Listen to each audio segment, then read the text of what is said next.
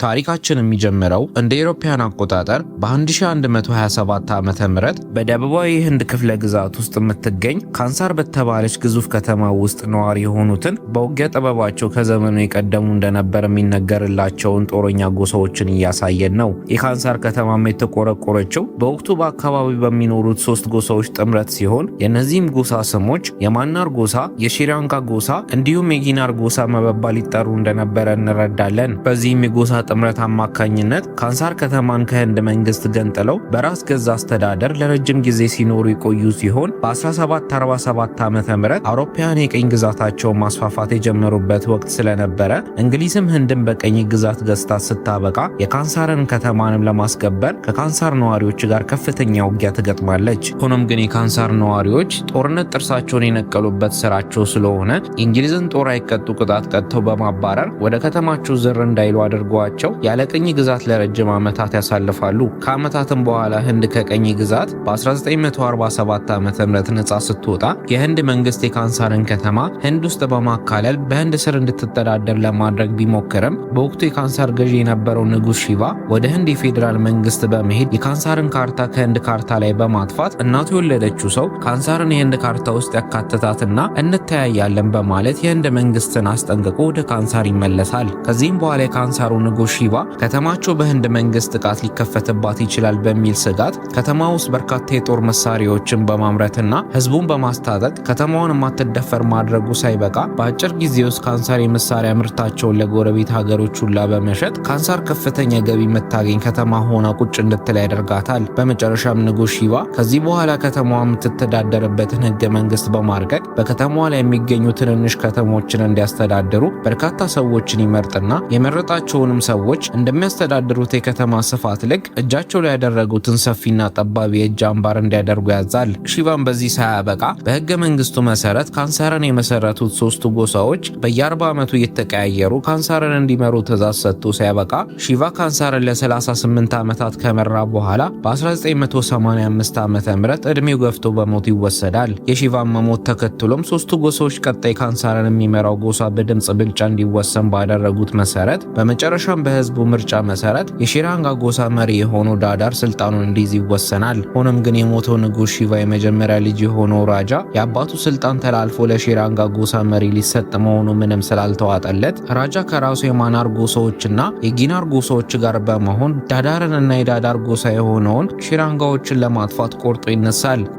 ይህ በእንዲህ እንዳለም ራጃ ከህጋዊ ሚስቱ ከወለዳቸው ራማና ሩራ የተባሉ 2 ልጆች በተጨማሪ ዋርዳና ባቺ የተባሉ 2 ከትዳር ውጭ የወለዳቸው ልጆች ሲኖሩት ሩራ የተባለው ሁለተኛው ልጅም ከሌላ እናት የተወለደውን ወንድሙ ቫርዳን አምርሮ ይጠላው ስለነበረ አንድ ቀን ላይ ቫርዳ አፍንጫው ላይ የሚያደርገውን የንጉስ ልጅ መሆኑን የሚጠቁመውን የአፍንጫ ቀለበትን በጉልበት ይወስድበታል። ቫርዳን በበኩሉ ዴቫ ከተባለ ዘሩ ከሺራንጋ ጎሳ ከሚመዘዝ አንበሳን እንኳን ከማይፈራ ልጅ ጋር ጥብቅ ጓደኝነት ስለነበረው ዴቫ የጓደኛውን የቫርዳ አፍንጫ ቀለበት በወንድሙ ሩድራ እንደተወሰደበት ሲያይ ጊዜ ዴቫ የቫርዳንን እጅ እየጎተተ ሩድራ የሚገኝበት ስፍራ ይወስደዋል። በወቅቱም ሩድራ የነጻ ትግል ተፋላሚዎች ትግል የሚያደርጉበት ቦታ ላይ ትግል እያየ ስለነበረ ዴቫ ምንም ሳይፈራ ሩድራና ጓደኞቹ ተሰብስበው ወደሚገኙበት ስፍራ በመሄድ ሩድራ ከቫርዳ የወሰደበትን ቀለበት እንዲመልስለት ይጠይቀዋል። ሩድራም ወደ ዴቫና ታናሽ ወንድሙ ቫርዳ ዞሮ ሁለቱንም በንቀት ካያቸው በኋላ ሩድራ ወንድሙ ቫርዳ ፈሪና ቦቅቧቃ ስለሆነ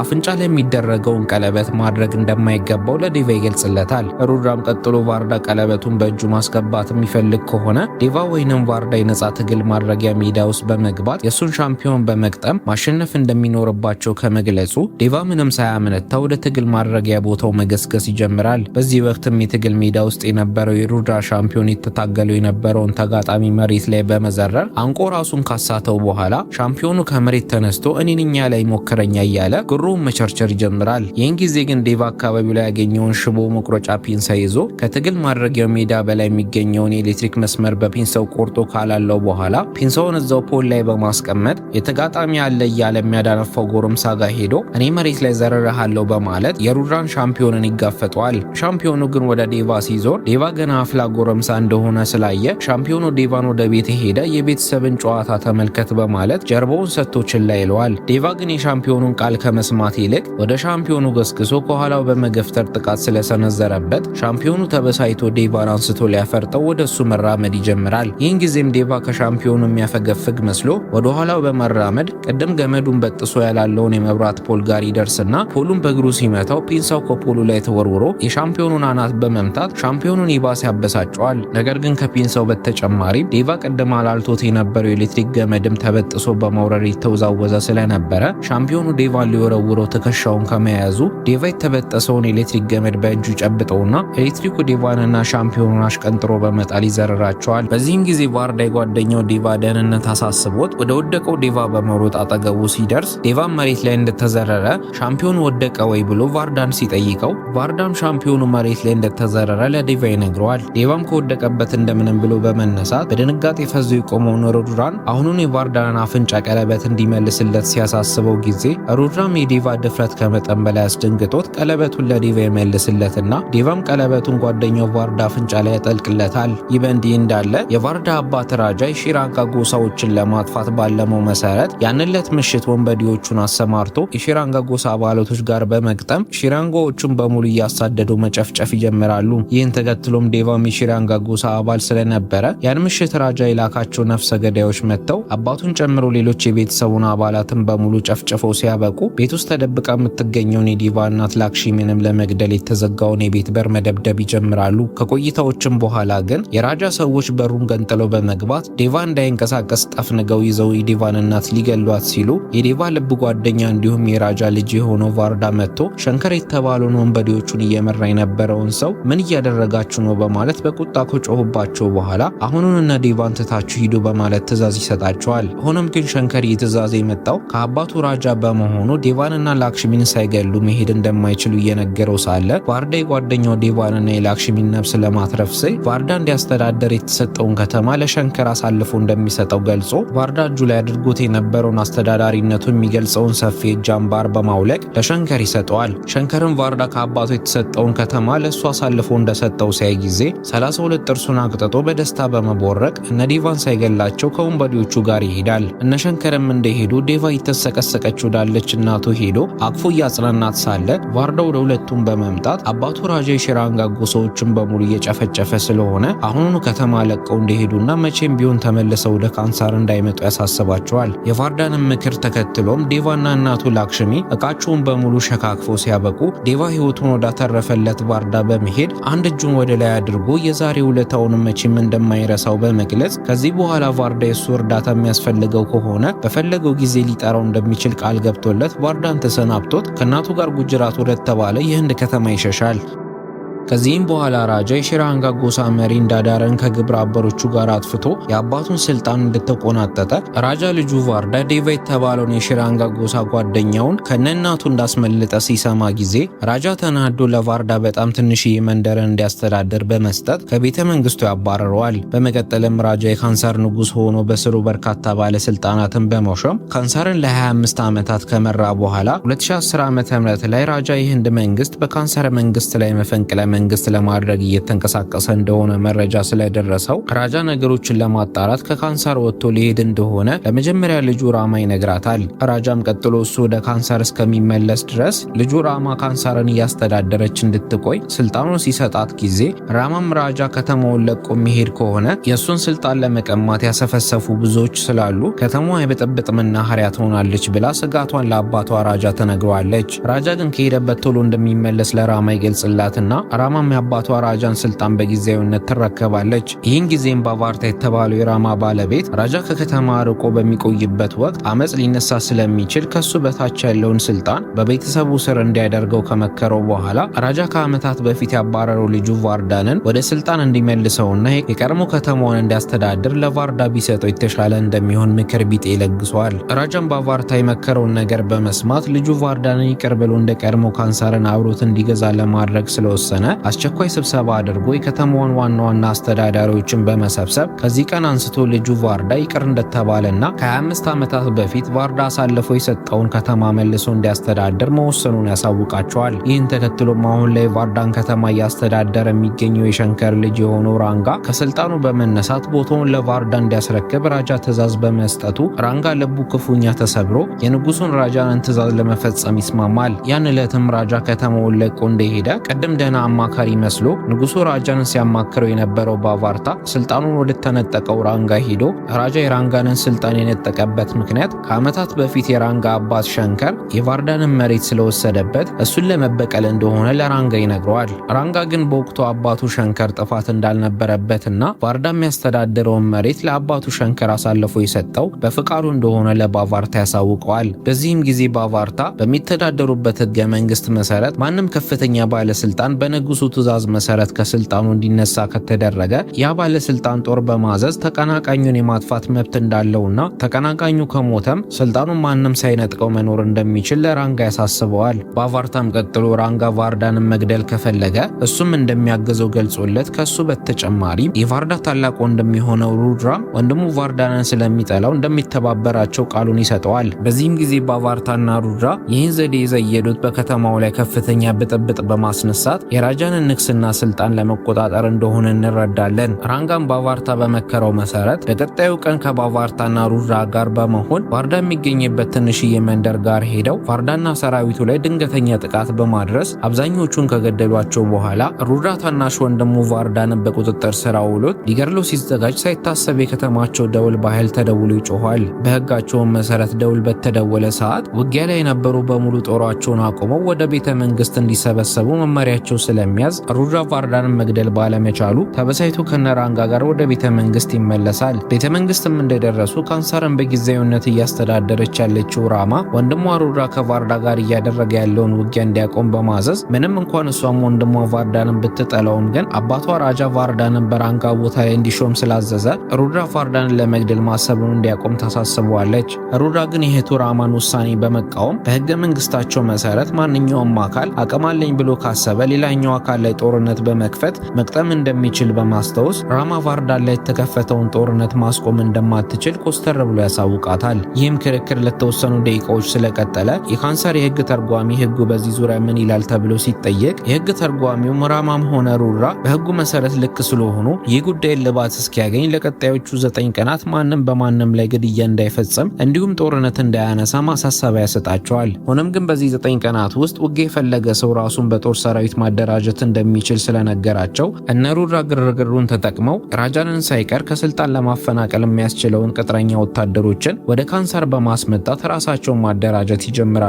ይህ በእንዲህ እንዳለም የቫርዳ አማካሪ የሆነው ቢላል እንዲሁም ከቫርዳ ጋር አብሮ ተሰዶ የሚኖረው ታናሽ ወንድሙ ባቺ ወደ ቫርዳ በመምጣት ካንሳር ውስጥ ያሉ ባለስልጣኖች በሙሉ ራሳቸውን ለጦርነት እያዘጋጁ እንደሆነ በመንገር እነሱም ከከተማቸው ውጭ የሚኖሩት ቅጥረኛ ወታደሮችን አፈላልገው መቅጠር እንደሚኖርባቸው ለቫርዳ ያሳስቡታል። ቫርዳ ግን በአሁኑ ሰዓት ተዋጊ ወታደር ለመቅጠር ገንዘብ እንደሌላቸው በመንገር በምትኩ ግን በዚህ ውጊያ ላይ ሊረዳቸው የሚችል ሁነኛ ሰው እንደሚያውቅ ገልጾ በቀጣዩ ቀን ቫርዳ የልጅነት ጓደኛውን ዴቫን ለማግኘት ወደ ጉጅራት ከተማ ይሄዳል። ቫርዳም እዛ ደርሶ ከዴቫ ጋር ሞቅ ያለ ሰላምታ ከተቀያየሩ በኋላ ቫርዳ ለዴቫና ለአክሽሚ ካንሳርን ለቀው ከሄዱ በኋላ የተከሰቱትን ነገሮችን በሙሉ በመንገር እዚህም የመጣው ከተማቸው ውስጥ የእርስ በርስ ጦርነት ሊከፈት ከጫፍ ስለደረሰ በጦርነቱ ላይ እንዲያግዘው መሆኑን ለዴቫ ያሳውቀዋል። ዴቫም የቫርዳን ቃል እንደሰማ ወዲያውኑ ወደ እናቱ ላክሽሚ በመሄድ ጓደኛው ቫርዳ እርዳታውን ስለፈለገ ያግዘው ወደ ካንሳር እንደሚሄድ ያሳውቃትና የዛኑ ዕለት ዴቫ ከቫርዳ ጋር በመሆን ወደ ካንሳር ከተማ ይመለሳል። ካንሳር ደርሰውም የከተማው መግቢያ በር ላይ እንደተጠጉ የቫርዳ ተቀናቃኞች በሹፈት መልክ ቫርዳን ምን ያህል የጦር ሰራዊት ይዞ እንደመጣ ሲጠይቁት ጊዜ ቫርዳም ይዞት የመጣው ሰው ዴቫ የተባለውን ብቻውን ከ1000 ጦር ሰራዊት ጋር የሚስተካከለውን ሰው እንደሆነ ያሳያቸዋል። ያን ምሽትም የቫርዳ ታናሽ ወንድም የሆነው ባቺ ወደ ወንድሙ ቫርዳ በመምጣት ጠላቶቻቸው በሙሉ በርካታ ተዋጊ ወታደሮችን ገዝተው ለጦርነት ሲዘጋጁ ቫርዳ ግን ዴቫን ብቻ ይዞ መምጣቱ ምንም እንዳልተዋጣለት እየተናገረ ሳለ ቫርዳ ግን ባቺን አቋርጦት ለዴቫ ራቱን እንዲሰጠው አዞ ያባረዋል። ይህ በእንዲህ እንዳለም ከራጃ ስር ከሚገኙ ባለስልጣኖች መካከል ኦም የተባለ አንድ ባለስልጣን ሺሽኑ የተባለውን የመጀመሪያ ልጁን ወደሱ በመጥራት ከዚህ በኋላ አቅም የተዳከመ ስለሆነ የኔን ስልጣንን ይዘ መንደራችንን አስተዳደር በማለት ለሺሽኑ ስልጣኑን ያስረክበዋል። በወቅቱም ሺሽኑ ቫርዳንን ይንቀውና ይጠላው ስለነበረ ሺሽኑም ከአባቱ ኦም ስልጣኑን ከተረከበ ሰዓት ጀምሮ ቫርዳ ወደሚያስተዳድረው ከተማ በመሄድ ቫርዳንን ባገኘው አጋጣሚ ሁሉ መስደብ እንዲሁም በሰዎቹ ፊት ማዋረድ የዕለት ተዕለት ስራው ሆኖ ቁጭ ይላል። ሺሽኑም በዚህ ብቻ ሳያበቃ ቫርዳ የሚያስተዳድረው መንደር ውስጥ ያሉ ሴቶችን እያደነ በመውሰድ የወንድነት ፍቃዱን መወጣት ቢጀምርም ቫርዳ ግን ሺሽኑን ለማስቆም ካሰበ ሺሽኑና ሰዎቹ ያልታሰበ ጥቃት እንደሚሰነዝሩባቸው ስለገመተ ነገሩን በዝምታ ለማለፍ ይወስናል። አንድ ምሽት ላይም ቫርዳ ጥንብዝ ብሎ ናላው እስኪዞር እየጠጣ ካመሸ በኋላ አባቱ ራጃ ከቤተ መንግስት ካባረረው ሰዓት ጀምሮ እሱና የሚያስተዳድራቸው የመንደሩ ሰዎች በሙሉ ስላሉበት አሰቃቂ ኑሮ ለዴቫ እያዘነ ይነግረዋል። ቫርዳምን በመቀጠል ከቀናት በኋላ የእርስ በርስ ጦርነቱ ተጀምሮ እሱም ይሞት ከሆነ ዴቫ የሱም ቦታ በመተካት ሰዎቹ እንዲያስተዳድርለት ቃል ያስገባዋል። በመነጋታውም ጥጋበኛው ሺሽኑ እንደለመደው ሁሉ ወደ ቫርዳ መንደር ከሰዎቹ ጋር በመምጣት በሰማይ ላይ ተንሳፋፊ ካይት ሲያበር ቆይቶ ካይቱ በአጋጣሚ ሴቶች ያሉበት ቤት ጣሪያ ላይ በማረፉ ሺሽኑ ካይቱ ካረፈበት ቤት ውስጥ የምትገኝን ሴት እንዲያመጡለት ሰዎቹን ያዛቸዋል። በዚህም ሳያበቃ ሺሽኑ ቫርዳንና ሰዎቹን ወደ ስፍራው በማስመጣት ቫርዳ የሚያስተዳድራቸው ሰዎች ላይ ሰቆቃ ሲደርስ ቫርዳ እንዲመለከት ያደርገው ይጀምራል። በዚህም ጊዜ ቤት ውስጥ ካሉት 4 ሴቶች መካከል 3ቱ ለአቅመ ሔዋን የደረሱ ስለነበሩ በእድሜ ገና የሆነችዋን 4ኛዋን እህታቸውን ከሺሽኑ ለመጠበቅ ሲሉ እነሱ ብቻቸውን ከቤቱ ለመውጣት ይወስናሉ። ሆኖም ግን የ14 ዓመቷ ልጅ 3ቱ እህቶቿ ለሷ ሲሉ መስዋዕት እንዲሆኑ ስላልፈለገች 3ቱ እህቶቿ ላይ ሳያሰቡት በሩን ዘግታ ተቀረቀረባቸውና እሷ ብቻዋን ወደ ሺሽኑ አንገቷን አቀርቅራ ትወጣለች። ይህ በእንዲህ እንዳለም ዴቫ ከመንደሩ ራቅ ያለ ስፍራ ላይ ብቻውን ሆኖ ሳለ አንድ ሕፃን ልጅ ወደ ዴቫ ሮጦ በመምጣት ሺሽኑ የተባለው ትዕቢተኛ መንደራቸው መጥቶ ሴት እያማረጠ እንደሆነ ስለነገረው ዴቫ ምንም ጊዜ ሳያጠፋ ሺሽኑ ወዳለበት ስፍራ በመሄድ ከቫርዳ ጎን ይቆማል። ይህ በእንዲህ እንዳለም በሩ ተዘግቶባቸው የነበሩት 3 ሴቶች የተዘጋውን በር እንደምንም ከፍተው እንደወጡ የትንሿ ልጅ እናት ወደ ሺሽኑ ሮጣ ሄዳ በልጇ ፋንታ እሷን እንዲወስዳት ብትማጸነውም ሺሽኑ ግን ህሊና ቢስ አውሬ ስለነበረ ትንሿን ልጅ ወስዶ ፍቃዱን ለመፈጸም ስለጓጓ እናትየውንም ቢላታል። በዚህም መሃልም ዴቫ እየሆነ ያለውን ነገር ተቋቁሞ መቆየት ስላላስቻለው ዴቫ ከነ ቫርዳ ተለይቶ ወርቃ እያለቀሰች ወዳለችው የልጅቷ እናት በመሄድ ልጇ ላይ ምንም አይነት ጉዳት እንደማይደርስ ቃሉን ይሰጣታል። ወዲያውኑ ግን ለሺሽኑ የሚሰራ ወጠጤ ጎረምሳ ዴቫ የሺሽኑ ቃል ጥሶ ወደ ሴቲቱ በመቅረቡ ምክንያት የተቆጣ ሄዶ ዴቫን በመሳሪያ ግንባሩን ሊያፈርሰው ሲል ዴቫ ምትሃታዊ በሆነ ፍጥነት መሳሪያውን ተቀብሎ በመሳሪያው አፈሙዝ ደረቱ ላይ ከወጋው በኋላ አሽቀንጥሮ ይጥሏል። ይህን ተከትሎም በዴቫ ሰዋዊ ያልሆነ ጥንካሬ የተደናገጡት የመንደሩ ሰዎች አፋቸውን ዘግተው መመልከታቸውን ሲቀጥሉ ሺሽኑ ደግሞ አብሮት ያሉትን ሰዎችን በሙሉ ዴቫ ላይ እንዲዘምቱበት እየጮኸ ማዘዝ ይጀምራል። ሆኖም ግን ዴቫ ከሺሽኑ ጋር የመጡትን 60 ወንበዴዎችን በሙሉ 5 ደቂቃ ባልሞላ ጊዜ ውስጥ በመጥረቢያ በመከታተፍ እንዲሁም በጦር ወቅቱ አንድ ላይ በመስፋት ሁሉንም ድምጥማጣቸውን ያጠፋቸዋል። ዴቫም የሺሽኑ ሰዎችን ገሎ ሲያበቃ ፊቱን ወደ ሺሽኑ አዙሮ መገስገስ ሲጀምር ባች የተባለው የቫርዳ ታናሽ ወንድምም ዴቫ ሺሽኑን ከመግደሉ በፊት እንዲያስቆመው ቫርዳንን ያሳስበዋል። ቫርዳ ግን ዴቫ ለጸብ ከተነሳ ከፈጣሪ በቀር የሚያስቆመው አንዳችም ኃይል እንደሌለ ለባቺ በመንገር ምርጫቸው ዴቫን በጸጥታ መመልከት እንደሆነ ይነግረዋል። ሺሽኑን በበኩሉ ዴቫ የተንጎማለለ ወደሱ ሲመጣ አይቶ የማን ልጅ እንደሆንኩኝ አታውቅም ወይ በማለት ዴቫን ሊያስፈራራው ቢሞክርም ዴቫ ግን ሺሽኑን አንገቱን አንቆ በመጎተት የአካባቢው ሰዎች የሚያመልኩት ጣዖት ምስል ጋር ከወሰደው በኋላ ሺሽኑን በጉሮሮ በኩል ሹል ጦር በመሰካት የጣዖት መስዋዕት አድርጎ ይገለዋል። ይህን ተከትሎም የአካባቢው ሴቶች በሙሉ ዴቫን ከፈጣሪያቸው የተላከ ምስያ እንደሆነ ቆጥሮ በአድናቆት ሲያዩት ከሴቶቹም መሃል አንዲት አሮጊት ወደ ዴቫ በመሄድ ስላደረገላቸው ነገር በሙሉ አመስግና ተመርቀዋለች። ሆኖም ግን ቫርዳና ዴቫ ምንም አይነት ጦርነት እንዳይከናወን በህገ መንግስቱ ተወስኖ ባለበት ወቅት የባለስልጣን ልጅ የሆነውን ሺሽኑ ስለገደሉ ከህግ ውጭ ጦርነት ከፍታቸዋል ተብለው በካንሰር መንግስት በቁጥጥር ስር ይውላሉ። እነ ቫርዳም ተይዘው ለፍርድ ሊቀርቡ በመኪና የተወሰዱ ሳለ ዴቫ ሺሽኑን ገሎ ቫርዳንን ችግር ውስጥ በመክተቱ ተጸጽቶ ቫርዳንን ይቅርታ ሲጠይቀው ቫርዳ ደግሞ ለፍርድ በሚቀርቡበት ሰዓት ዴቫ ምንም ነገር እንዳይናገርና በፍርድ ውሳኔው ጣልቃ እንዳይገባ ለዴቫ ማሳሰቢያ ይሰጠዋል። ይህ በእንዲህ እንዳለም ራማ ሩድራና ሌሎቹ ባለስልጣኖች በሙሉ እነ ቫርዳ ሺሽኑን በመግደላቸው ምክንያት በሞት ፍርድ እንዲገደሉ ውሳኔ ያስተላልፋሉ። ቫርዳና ዴቫ ፍርዳቸውን ለማወቅ የካንሰር ባለስልጣኖች ያሉበት ክፍል እንደገቡ የሺሽኑ አባት የሆነው ኦም በቁጣ ከጮኸ በኋላ በእጁ ቆንጮራ ይዞ ቫርዳንን ሊገሉ ሊገለው ይጠጋው ይጀምራል። አሁንም ግን ዴቫ እጁ እንድታሰረ ወደ ኦም በመቅረብ ልጁን የገደለበት እሱ ስለሆነ ቫርዳንን ትቶት እሱን እንዲገለው ኦምን ቢለምነውም ኦም ግን የልጁ ገዳይ ቫርዳ እንደሆነ በማመን ዴቫን ገለል አድርጎ ወደ ቫርዳ መሄዱን ይቀጥላል። ዴቫ ግን ልመናውን በመቀጠል የቫርዳን ህይወት ሊያድን ቢሞክርም ኦም ግን ዴቫን አልሰማ ስላለው ዴቫ ከአንደኛው ጥበቃ ላይ ቆንጨራ በመንጠቅ የኦምን እጅ ቆርጦ ይጥለዋል። ይህን ተከትሎም ኦም የተቆረጠ እጁን ይዞ ማጓራት ሲጀምር ሁኔታውን ስትከታተል የነበረችው ራማ ደግሞ የዴቫ ሁኔታ አስደንግጧት መሳሪያ የታጠቁትን ጋርዶችን ዴቫን አሁኑን እንዲያስወግዱ ታሳስባቸዋለች። ጋርዶቹም በዴቫ ግርማ ሞገስ ተደናግጠው ጥይታቸውን በማቀባበል ላይ ሳሉ ግን ዴቫ የኦምን ጭንቅላት በመበጠስ ያጠናቀቀውና በባለስልጣኖቹ ፊት ኦምን ወደ ገሃነም ይልከዋል። የኦምን መሞትም ተከትሎም ራማና ሌሎቹ ባለስልጣኖች ዴቫን በአሰቃቂ ሁኔታ ሊገሉት ስለፈለጉ የዛኑ ዕለት ዴቫንና ቫርዳን ሳይገሏቸው ወደ እስር ቤት እንዲመለሱ ያደርጓቸዋል። እስር ቤት ውስጥም ሳሉ ዴቫ ኦምን በመግደሉ ቫርዳ እንደተበሳጨበት አስበው ይቅርታ ቢጠይቀውም ቫርዳ ግን ዴቫ ህይወቱን ስላተረፈለት አመስግኖት በሁኔታው እንዳልተቀየመው ያሳውቀዋል። ይህ በእንዲህ እንዳለን ጦርነት ይጀመር ወይስ አይጀመር የሚለው ውሳኔ ሊወሰን አንድ ቀን ቀርቶት ሳለ ስልጣኑ በቫርዳ ሊነጠቅ የነበረው ራንጋ የቫርዳ ታላቅ ወንድም ወደ ሆነው ሩዳ በመሄድ ነገ በጦርነቱ ዙሪያ ውሳኔ ከተሰጠ በኋላ ቫርዳንን አሳልፎ እንዲሰጠውና እሱ እንዲገለው ስለለመነው ሩዳን ቫርዳንን አሳልፎ ለራንጋ ሊሰጠው ይስማማል። ያን ምሽትም ሩዳ እስር ቤት ወደሚገኘው ቫርዳ በመሄድ ቫርዳ ምንም እንኳን ቢታሰርም የራጃ ልጅ ስለሆነ ነገ የሚካሄደው ጦርነት ይካሄድ ወይስ አይካሄድ የሚለው ምርጫ ላይ እንደሚሳተፍ ነግሮት ሲያበቃ ቫርዳ ጦርነት ይካሄድ በማለት ድምፁን እንዲሰጥ ያሳስበዋል። በዛው ቅጽበት ግን የራጃ የመጀመሪያ ልጅ ራማ ወደ እነሱ በመምጣት ቫርዳ ነገ ጦርነት ይካሄድ በሚል ድምፅ የሚሰጥ ከሆነ ቫርዳ በጣም የሚወደውን ታናሽ ወንድሙን ባቺን የእስር ቤቱ ጥበቆች አሰቃይቶት እንዲገሉ ታዛ ትሄዳለች። በቀጣዩም ቀን ካንሳር ውስጥ ጦርነት ይካሄድ ወይስ አይካሄድ የሚለውን ውሳኔ መስጠት እንደጀመረ አብዛኛው ባለስልጣኖች ራጃን በጦርነት ከስልጣን ማውረድ ይፈልጉ ስለነበረ ጦርነት ይካሄድ ብለው ድምጽ በመስጠት ብልጫቸውን እያገኙ ሳለ ማንም ባላሰበው ሁኔታ ከካንሳር ወጥቶ የቆየው ንጉሱ ራጃ ወደ ቤተ መንግስት በመሄድ ጦርነቱ አይካሄድ የሚለውን ድምጽ ሰጥቶ ድምጹን እኩል እንዲሆን ያደርገዋል። ከዚህም በኋላ ቫርዳ የመጨረሻውን ድምጽ እንዲሰጥ ከእስር ቤት ተይዞ ከመጣ በኋላ ራማን ጨምሮ ሁሉም ቫርዳ ጦርነት አይካሄድ የሚለው ላይ ድምጹን ይሰጣል ብለው እየጠበቁ ሳለ ቫርዳ ከደቂቃዎች በፊት እስር ቤት ውስጥ እያለ ከዴቫ ጋር በተማከረው መሰረት ጦርነት ይጀመር የሚለው ላይ ድምጹን በመስጠት ጦርነት ይጀመር የሚለው ድምጽ እንዲበልጥ ያደርገዋል። ይህን ተከትሎም ንጉሱ ራጃ በቫርዳ ላይ በመቆጣት ቫርዳን እስር ቤት ውስጥ እንዳለ እንዲገደል ትዕዛዝ ያስተላልፋል። በዚህም ጊዜ ቫርዳን ለመግደል ሲቋምጥ የነበረው ራንጋ ቫርዳንን ይዞት ወደ እሱ መኖሪያ ስፍራ በመሄድ መኖሪያ ቤቱ ምድር ቤት ውስጥ ታስሮ የሚገኘው እጅግ ቁጡና አመፀኛ ሰዎች ያሉበት ስፍራ ከከተተው በኋላ ቁጦቹን ሰዎችን ቫርዳን እንዲገሉት ይለቃቸዋል። ሆኖም ግን ቫርዳን እንደ ውሻ ሊቦጫጭቁት እየሮጡ የመጡትን የራንጋ ሰዎችን የቻለውን ያህል ቢፋለምም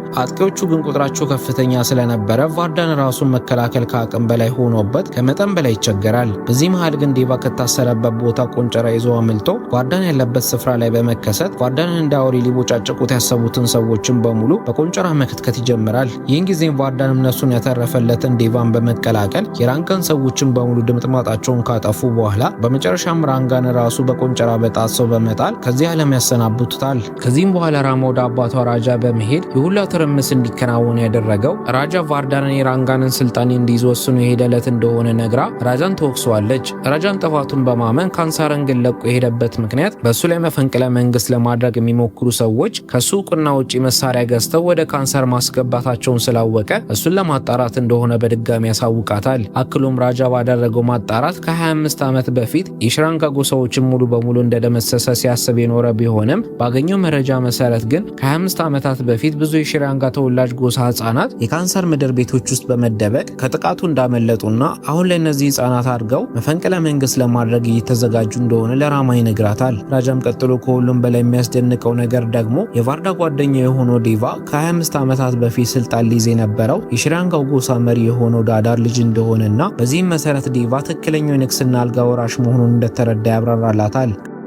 ከዚህም በኋላ ታሪካችን 7 ዓመታትን ወደፊት ዘሎ 2017 ዓመተ ምህረት ላይ ወስደንና ብዙ ነገሮች ተቀያይረው አዲስ መልክ እንደያዙ ያሳየናል። በዚህም መሰረት ቫርዳ የአባቱን የራጃንን ስልጣን ተቆጣጥሮ ካንሳርን ማስተዳደር ቢጀምርም ግን ለጊዜው መንስኤው ባልታወቀ ምክንያት ቫርዳ ከቅርብ ጓደኛው ዴቫ ጋር እንዲሁም የቅርብ አማካሪው ከነበረው ቢላል ጋር ተጣልቶ እንደተለያዩና አሁን ላይ ቫርዳና ዴቫን ሊገላቸው የሚያሳድዳቸው ቀንደኛ ጠላቶቹ እንደሆኑ እንረዳለን። ይህ በእንዲህ እንዳለ ክሪሽና የተባለ ከዓመታት በፊት የካንሰርን ጥብቅ የደህንነት ሚስጥር በመውሰድ ወደ አሜሪካ ኮብልሎ አሜሪካ ውስጥ የሚኖር ሰው አንድ ቀን ላይ ድሮ ጓደኛው ለነበረውና የቫርዳ አማካሪ ለነበረው ቢላል በመደወል ሰላም ካለው በኋላ ልጇ አዲያ ለሱ ሳትነግረው ወደ ህንድ እየመጣች መሆኗን በመግለጽ የካንሰር ባለስልጣናት የነበሩትን ራማ ይህን ከሰሙ ክሪሽናን ለመበቀል ሲሉ አዲያን እንደሚጎዱበት ነግሮት አዲያንን ፈጥኖ እሱ ጋር እንዲወስዳት ይማጸነዋል።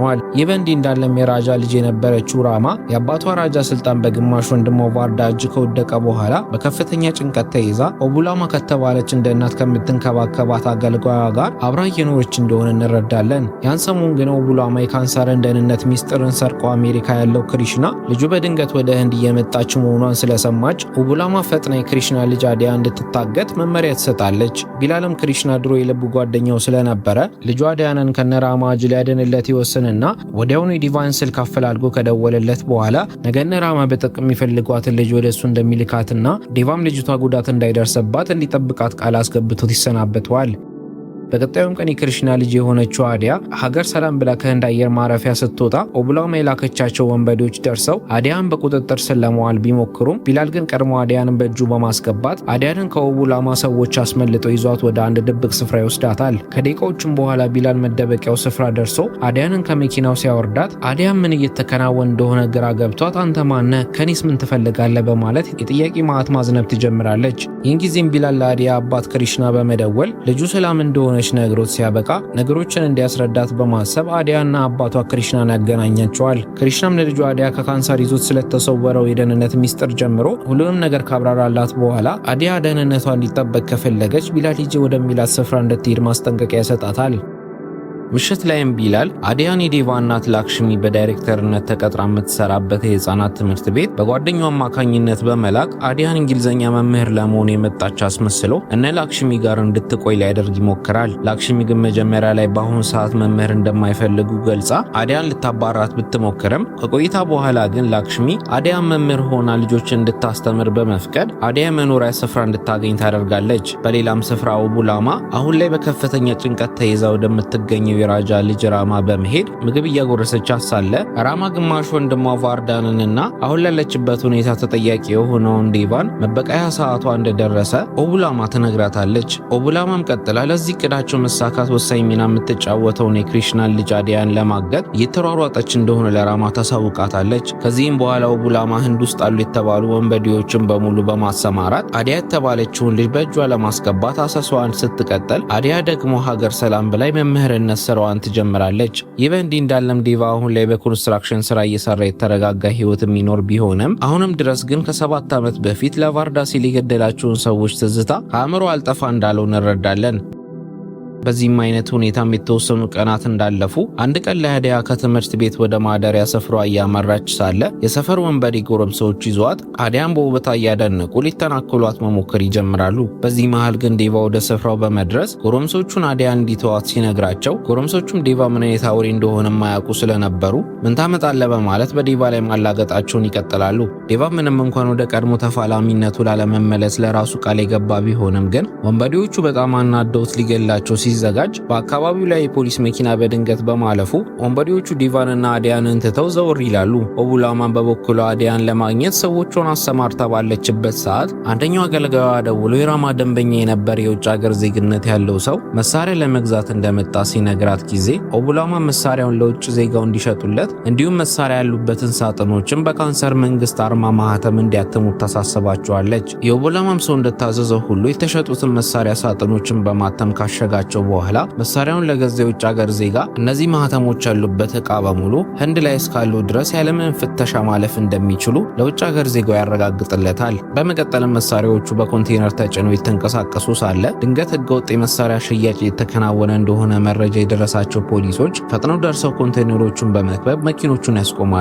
በመቀጠልም የፖሊስ ኮሚሽነሩ የተዘጉት ኮንቴነሮች ተከፍተው ፍተሻ እንዲካሄድ ያዝና ኮንቴነሮቹ ገና ከመከፈታቸው ኮሚሽነሩ ኮንቴነሩ ውስጥ ያሉት ሳጥኖችን በሙሉ በካንሰር መንግስት ልዩ አርማ ይታተሙ እንደሆኑ ስላየ ኮሚሽነሩ ደንግጦ ክፉኛ መርበትበት ይጀምራል። ይህን ተከትሎም ኮሚሽነሩ የኮንቴነሮቹ መኪኖች በሙሉ ወዲያውኑ ተዘግተው ጉዟቸውን እንዲቀጥሉ በማዘዙ ከኮሚሽነሩ ጋር የነበረው ሌላ ፖሊስ ኮሚሽነሩ ለምን ይህን እንዳደረገ ይጠይቀዋል። ኮሚሽነሩም ይህ አርማ ያለበትን ዕቃ ማስቆም ማለት በራስ ላይ የሞት አዋጅን ማወጅ እንደሆነ በማስረዳት የህንድ ፌዴራል መንግስት እንኳን ይህ አርማ ያለበትን ዕቃ ለማስቆም መቼም እንደማይደፍር ለፖሊሱ ይገልጽለታል።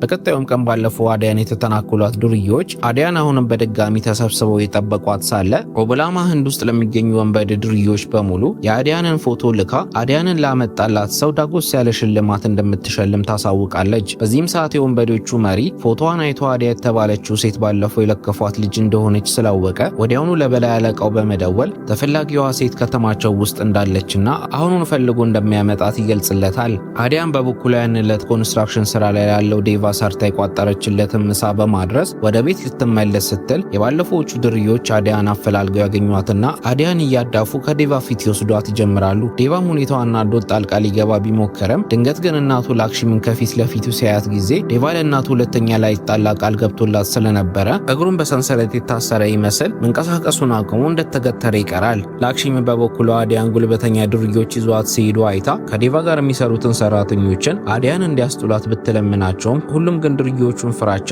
ተንፈሽ እንኳን ሳይሉ ይቀራሉ። ድርዮቹ ግን አዲያንን መውሰዳቸው ሳያንስ አዲያ ምሳ ስታቀብለው ያዩትን ዴቫንም አይነ ውሃው ደስ አላለንም በማለት ሁለት ድርዮች ገጀራቸውን እንደያዙ ዴቫን ሊከታተፉት ወደሱ እየሮጡ መመለስ ሲጀምሩ ጊዜ ላክሽሚም ልጇ ዴቫን ሁለተኛ እንዳትፋለም ያልከውን ነገር ረስተ ራስን ተከላከል በማለት ፍቃዷን ትሰጠዋለች። በዚህም ጊዜ ዴቫ ወደሱ የመጡትን ሁለት ሰዎችን ምትሃታዊ በሚመስል ሁኔታ ሲመታቸው ሁለቱም ወንበዴዎች እንደ አሞራ በግራና በቀኝ ሲንሳፈፉ ቆይተው ከደቂቆች በኋላ መሬት ላይ ያርፋሉ። በዚህም ሰዓት የጓደኞቻቸውን መመታት ያዩት ሌሎችም ወንበዴዎች ገጀራቸውን እንደያዙ ወደ ዴቫ ቢሮጡም ዴቫ ግን ኳስ የሚያንጠባጥብ እንጂ ከሰው ጋር የሚፋለም እስከማይመስል ድረስ ሁሉንም እንደየአመጣጣቸው ከደበደባቸው በኋላ ወንበዴዎቹን በአጠቃላይ ዘርሮ አዲያንም ከመታገት ነፃ ያወጣታል። ከዚህም በኋላ ሁሉም ወደ ቤት እንደተመለሱ ላክሽሚ አዲያን ሰዎች ለምን ሊያግቷት እንደፈለጉ ስታጣራ አዲያ ማለት ካንሰር ውስጥ እጅግ ተፈላጊ የሆነው የክሪሽና ልጅ እንደሆነች ከቢላል መረጃ ታገኛለች። ላክሽሚ ቢላል የአዲያንን ማንነት እያወቀ እሷን ወደ እነሱ በማምጣቱ ስትወቅሰው ጊዜ ቢላልም አዲያ የልብ ጓደኛው የክሪሽና ልጅ ስለሆነች በጠላት እጅ ስትወርቅ ማየት አላስችል ብሎት እንደሆነ ያብራራላታል። ላክሽሚ ማከለ አዲያ ህንድ ውስጥ ተፈላጊ ከሆነች በመጀመሪያ ደረጃ ለምን መጣች በማለት ስትጠይቅ አዲያም ጣልቃ ገብታ ህንድ የመጣችው አሜሪካ ሀገር እያለች የሞተችውን የእናቷን አስክሬን አመድ ለመበተን ስትል እንደሆነ ታሳውቃቸዋለች። ሆኖም ግን ላክሽሚ እሷና ልጇ ዴቫ በቫርዳ መንግስት በጥብቅ የሚፈለጉ ስለሆነ አዲያንን ያዳናት ዴቫ መሆኑ ከተሰማ ቫርዳ ሳዶ ሊይዛቸው እንደሚችል በመገመት ያንኑ ዕለት ዴቫና ላክሽሚ ሻንጣቸውን ይዘው አካባቢውን ለቀው ይሄዳሉ። በዛኑ ሰዓትም ክሪሽና ከአሜሪካ በር ወደ ህንድ በመምጣት ልጁ ልታሳግተበት እየተጣጣረች ያለችው ኦቦላማ ጋር ቀጥ ብሎ ይሄድና እጁን ከሰጠ በኋላ ኦቦላማ ልጁ አዲያንን ማሳደዷን ትታ እሱን እንደፈለገች እንድታደርገው ይነግራታል። ሆኖም ግን ኦቦላማ የላከቻቸው ሰዎች እነ ዴቫ ከአካባቢው ዘውር እንዳሉ አዲያና ቢላል ያሉበትን ቦታ አፈላልገው በማግኘታቸው እና አዲያን በቁጥጥር ስር በመዋል በእጃቸው ያስገቧቸዋል። በመቀጠልም የኦቦላማ ሰዎች አዲያ እጅ ላይ የካንሰር መንግስትን አርማ ካተሙባት በኋላ